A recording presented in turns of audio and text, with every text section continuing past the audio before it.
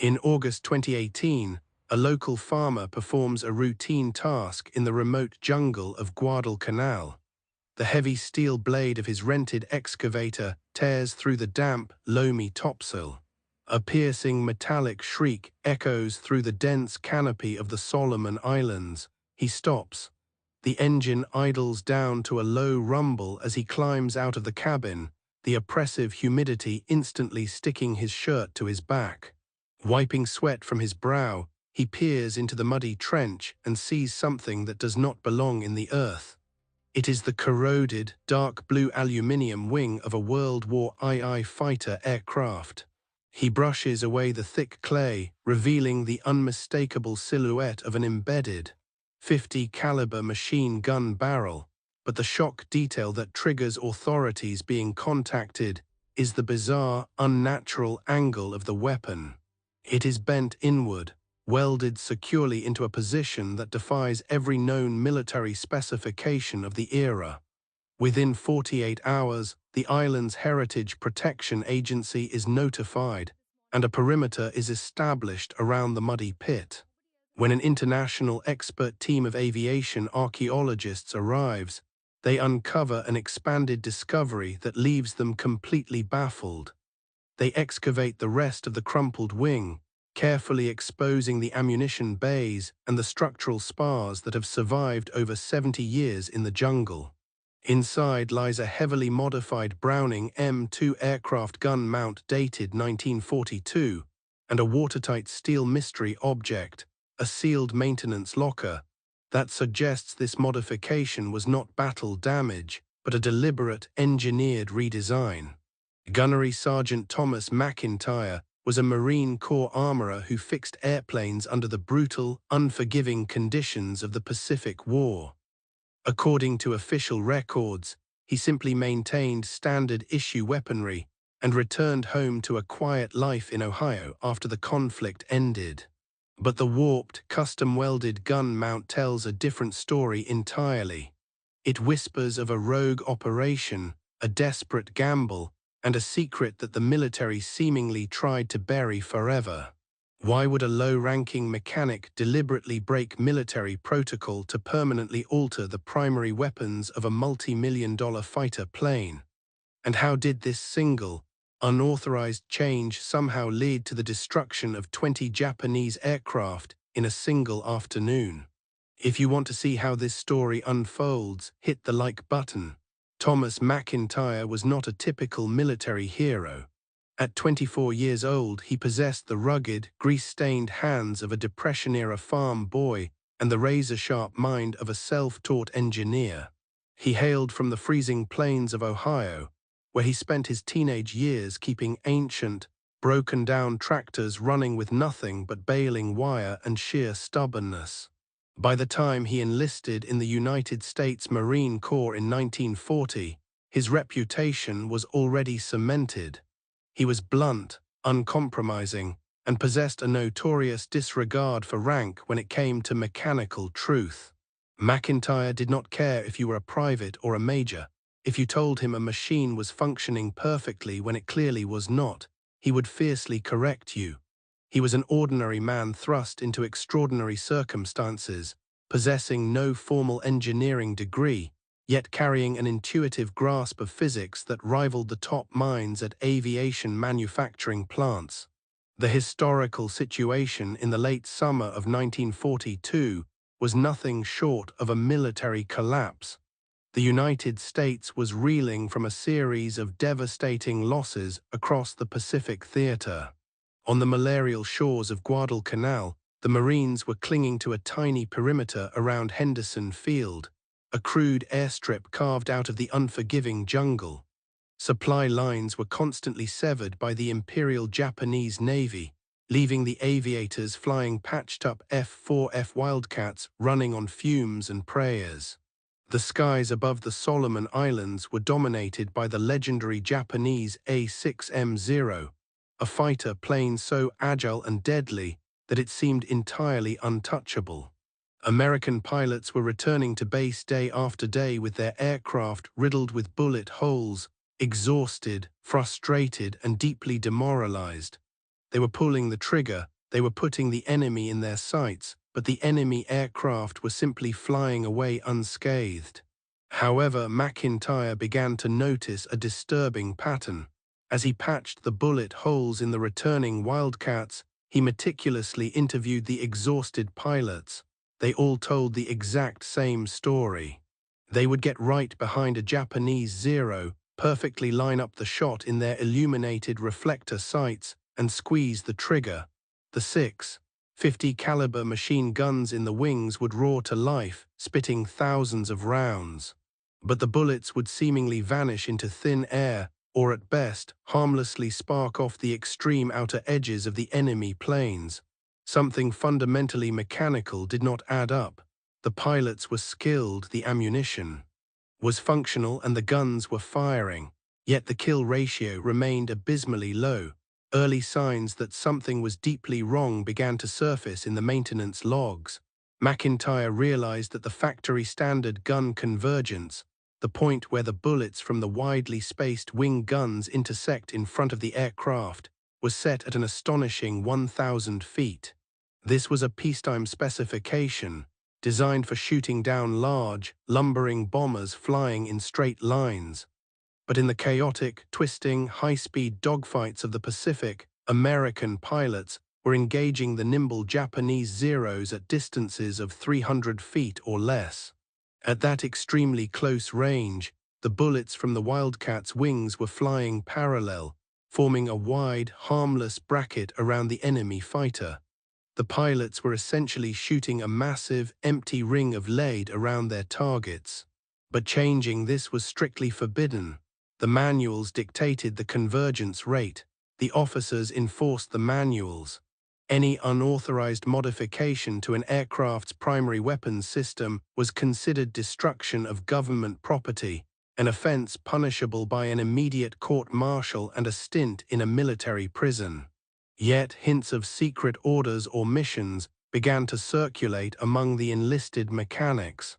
Whispers in the humid, mosquito-infested tents suggested that some pilots were begging their ground crews to quietly tweak the sights. Macintyre knew that a simple tweak would not be enough. The entire physical mounting structure of the weapons needed to be torn apart and rebuilt from scratch. What they didn't know was just how far this ordinary armorer was willing to go to stop the slaughter of his pilots. The operation began under the suffocating darkness of a moonless Pacific night in September 1942. The official destination for the night crew was standard maintenance on the northern revetments of Henderson Field, far away from the prying eyes of the base command. However, Macintyre and a hand-picked crew of 3 trusted mechanics took a secret route. They dragged their heavy canvas tool bags through 400 yards of thick, muddy jungle undergrowth, bypassing the main sentry posts. The air was thick with the stench of rotting vegetation and high-octane aviation fuel. The temperature hovered at a stifling 90 degrees even at midnight, turning the tarmac into a humid oven. They slipped under the massive, camouflage-painted wings of an F4F Wildcat, assigned to a young, frustrated lieutenant who had secretly agreed to the insane experiment. Obstacles and challenges immediately mounted. The mechanics had to work in absolute silence, using heavy canvas tarps to block the dim glow of their flashlights. The threat of enemy naval bombardment was constant. Every 150 minutes, Japanese cruisers offshore would randomly lob high-explosive shells into the airfield, forcing the men to dive into muddy, water-filled slit trenches. The physical logistics of the modification were a nightmare. To change the convergence from 1,000 feet down to an extreme, close quarters 800 feet, Macintyre had to physically unbolt the massive 84-pound Browning machine guns from their factory-machined structural mounts. The heavy steel bolts were seized with corrosive salt air and tropical humidity, requiring brutal, exhausting physical leverage to break free. The hardship escalated rapidly. Just as they removed the primary locking pins on the starboard wing, a sudden, violent tropical downpour erupted. The torrential rain threatened to flood the exposed ammunition feeds and rust the delicate internal firing mechanisms of the weapons. They scrambled to cover the open wing bays with their own waterproof ponchos, shivering in the sudden drop in temperature. The mud sucked at their boots, making every movement a grueling test of endurance. But the true crisis hit at 300 hours. A stray Japanese artillery shell slammed into the jungle just 200 yards away. The concussive shockwave violently rocked the aircraft, knocking a heavy steel wrench directly onto Macintyre's hand, instantly shattering his index finger. He wrapped the rapidly swelling digit in an oily rag, gritted his teeth, and refused to stop working. The critical turning points that changed everything happened in the final, agonizing hour before dawn. To force the guns to point inward at a radical 250-yard convergence, Macintyre had to fabricate entirely new mounting brackets out of salvaged scrap metal from a wrecked bomber. He used a crude, hand-cranked acetylene torch to heat and bend the hardened steel, eyeballing the precise angles using nothing but a wooden ruler and raw mathematical instinct.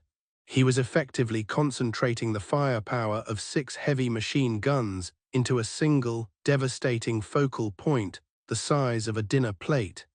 He tightened the final bolts just as the eastern horizon began to bleed a pale, watery grey. The modification was complete, totally unauthorized and completely untested. The arrival of the pilot at 5:30 hours brought an immediate, nerve-wracking outcome. The young lieutenant climbed into the cockpit, his face pale with exhaustion and anxiety. He fired up the massive radial engine, the deafening roar drowning out the morning bird calls. As the Wildcat rumbled down the dirt runway and lifted off into the hazy sky, Macintyre stood by the revetment, his throbbing hand clutching a grease-stained rag. He knew that if the guns jammed, or if the structural stress of the radical new mounts caused the wings to fail in a high-G turn, the pilot would die and Macintyre would face a firing squad. 2 hours later, the aircraft returned. The lieutenant taxied hard into the dirt parking area, the engine sputtering into silence. The wings were completely black with thick, powdery gun soot. The pilot threw back the canopy, his eyes wide with adrenaline, and held up 3 fingers. He had just shredded 3 Japanese Zeros in a single, devastating 3-second burst of concentrated fire. The crazy idea had worked. News of the impossible triple kill spread through the exhausted Marine ranks like a wildfire, but it also instantly attracted the dangerous attention of the top brass. Interrogations and investigations began within 48 hours. A strict, by-the-book naval aviation inspector flew in from Pearl Harbor specifically to examine the supposedly lucky aircraft. The inspector demanded to know exactly how a notoriously sluggish Wildcat had suddenly managed to outgun 3 superior enemy fighters. He closely searched the maintenance logs, aggressively questioned the line chiefs, and repeatedly demanded to speak with the armorer responsible for the specific plane. Macintyre was hauled into a sweltering, canvas-walled command tent, standing at rigid attention while the inspector scrutinized his oil-stained hands and bandaged finger. Macintyre played the fool perfectly. He claimed the guns were simply cleaned exceptionally well and blamed the success entirely on the pilot's superior marksmanship. However, the inspector was not a foolish man. He noted the fresh, unpainted steel of the modified brackets and the distinct, inward cant of the gun barrels. He knew immediately that a massive breach of protocol had occurred, but the military was in a desperate situation. The commanding officers quietly realized that this unauthorized, court-martial-worthy modification was actually saving American lives and destroying enemy aircraft at an unprecedented rate. A silent, unspoken agreement was struck in the shadows. The official investigation was abruptly closed due to a sudden lack of evidence, and the inspector returned to Hawaii. The modified brackets were quietly standardized across the squadron under the guise of field repairs, but the true origin of the design and Macintyre's rogue engineering was systematically erased from all official documentation. The facade of normal post-war life settled heavily over Thomas Macintyre. After the Japanese surrender, he returned to the freezing winters of Ohio, entirely leaving the military behind. He took a quiet, unremarkable job as a mid-level mechanic at a local automotive plant, clocking in at dawn and clocking out at dusk. He married, raised 2 children, and spent his weekends quietly restoring vintage motorcycles in his cluttered garage. He never attended unit reunions, never spoke to journalists, and never once mentioned the sweltering nights on Guadalcanal to his family. He buried the memories of the war under layers of domestic routine, perfectly playing the role of the quiet, unassuming veteran.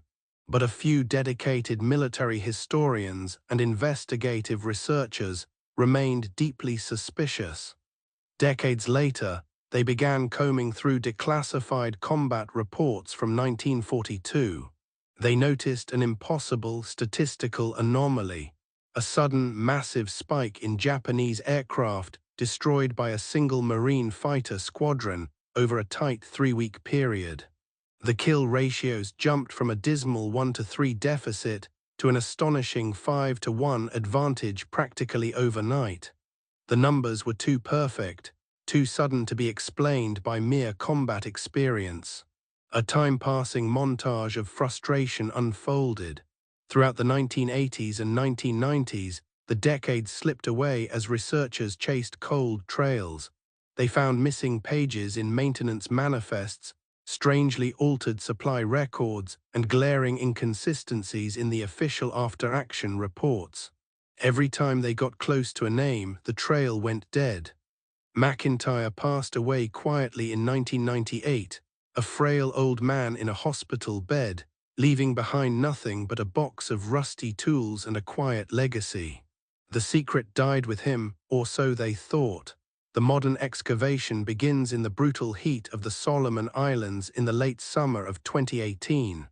The international team, funded by a leading aviation history institute, arrives with an arsenal of cutting-edge technology.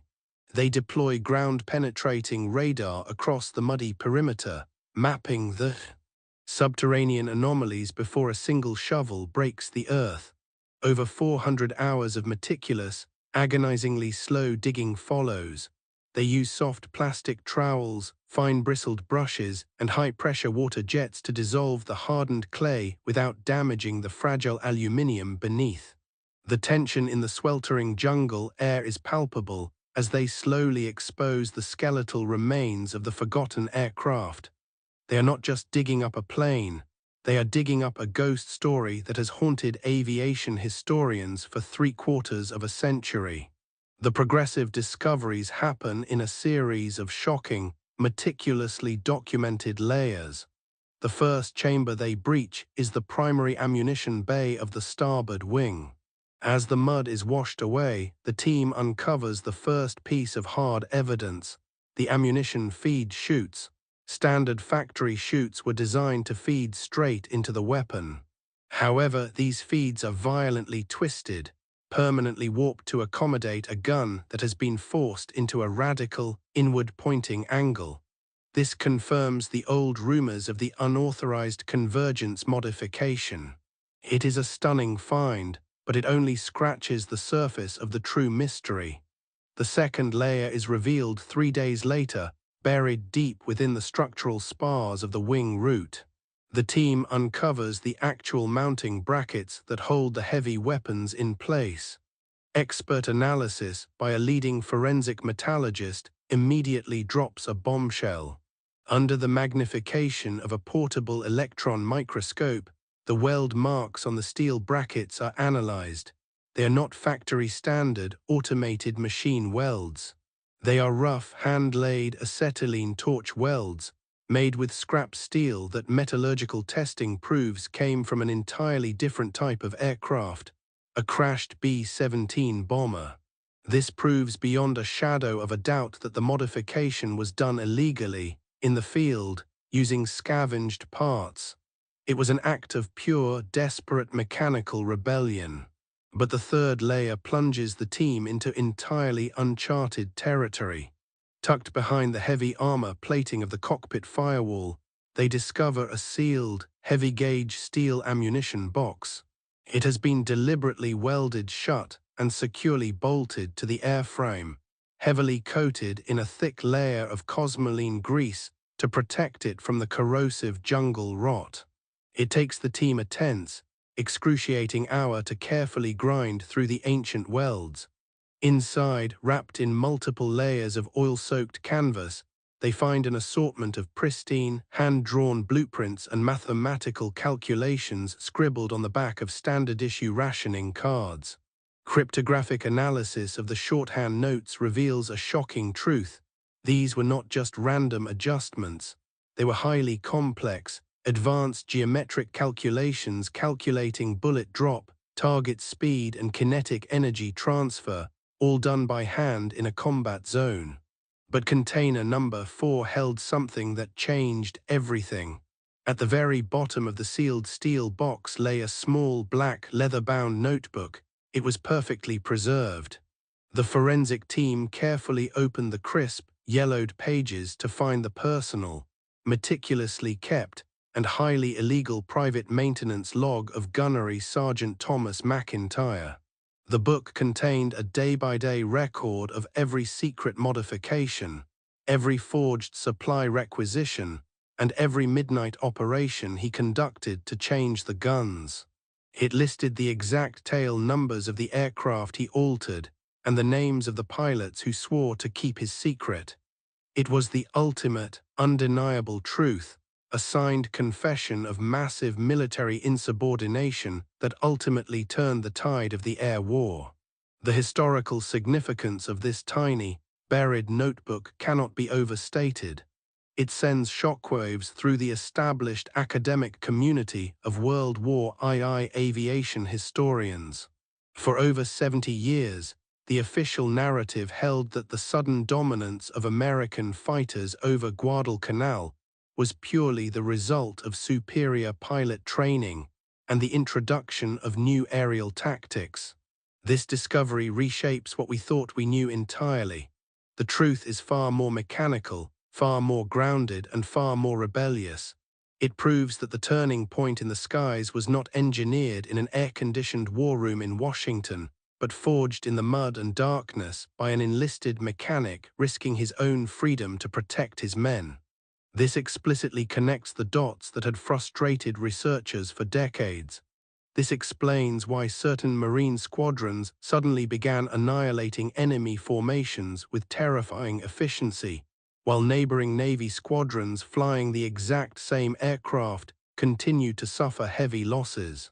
By compressing the convergence zone from 1,000 feet down to 250 feet, Macintyre transformed the Wildcats' weapons from a scattered shotgun blast into a concentrated, flying buzzsaw. When those 6 streams of .50 caliber armor-piercing incendiary rounds hit a fragile, unarmored Japanese Zero at that precise focal point, the kinetic energy was absolutely devastating. The enemy aircraft did not just take damage, they literally disintegrated in midair within seconds.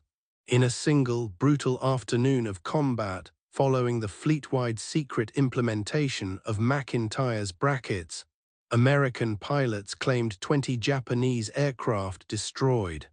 The discovery provides ultimate vindication for the dismissed investigators who spent their careers being mocked by the mainstream historical establishment. The crazy theories of rogue mechanics and secret field modifications, once relegated to the fringe of online forums and obscure journals, are suddenly proven as hard, undeniable fact. The statistical anomalies in the kill records are no longer mysteries. They are the direct mathematical result of Macintyre's rogue engineering. Furthermore, the notebook reveals the existence of a wider escape network of sorts, a tightly knit brotherhood of ground crews across the Pacific who secretly shared Macintyre's blueprints through an underground military mail system. However, this revelation also opens up entirely new avenues of inquiry. The notebook references related cases of unauthorized modifications on other aircraft types, including early models of the F4U Corsair and even the heavy bombers. It suggests that a massive shadow war of mechanical innovation was being fought by enlisted men entirely outside the view of their commanding officers. While the military officially maintained strict discipline and adherence to the manual, the reality on the ground was a desperate, chaotic fight for survival where the rules were quietly rewritten every single night. The official history books will have to be amended, but many questions regarding just how far this secret network extended remain frustratingly unresolved. Among the complex mathematical diagrams and stark confessions in the Black Notebook, the excavation team found something profoundly humanizing. Tucked carefully inside the back cover were two personal objects: a faded black and white photograph of a young woman standing proudly next to a tractor in Ohio, and a single, unsent letter folded into a tight square. The letter was addressed to his young wife. The ink was slightly smudged, perhaps from sweat or tears, as Macintyre wrote in the brutal heat of 1942, "I am doing things here that they would lock me up for," the letter read in a tight, cramped script. "But I look at these kids climbing into the cockpits, and I know I have to give them a fighting chance. If I get sent to Portsmouth prison, tell the boys it was to bring their father's friends home." The subject's final years take on a deeply poignant, bittersweet tone in the light of this discovery. For over 50 years, Thomas Macintyre lived a quiet, unassuming life,